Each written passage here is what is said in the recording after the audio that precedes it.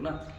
आणि म्हणून आपण आपल्याला मूल होत नाही याचं दुःख न बाळगता आपण मूल दत्तक घेऊ.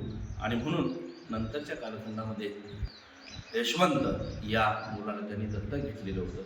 हा यशवंत दरम्यानच्या कालखंडामध्ये ज्या अल्पवयीन मुली वासनेच्या शिकार झालेल्या होत्या, अशा एका ब्राह्मण स्त्रीचा मुलगा हा यशवंत होता, जो महात्मा फुलेंनी दत्तक घेतलेला होता. फुले शाहू आंबेडकर यांच्या विचाराचा आपण ज्यावेळी विचार करतो त्यावेळी या तीनही महामानवांचा विरोध ब्राह्मणांना नव्हता, तर तो ब्राह्मण्याला होता.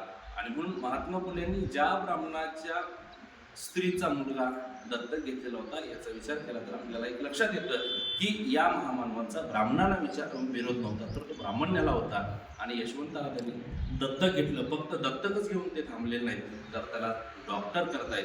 म्हणजेच एक वेगळ्या पद्धतीचा मानवतावाद कसा असावा किंवा समता म्हणजे काय, स्त्री पुरुष म्हणजे काय, आणि एकूणच मानवी विकासासाठी कोणकोणत्या गोष्टी आवश्यक आहेत याचा एक मूर्तिमंत उदाहरण किंबहुना एक वस्तुपाठ देणारं व्यक्तिमत्व म्हणून महात्मा फुल्यांचा विचार आजच्या दिवशी तरी आपण सर्वांनी स्मरण करणं गरजेचं आहे. मी पुन्हा एकदा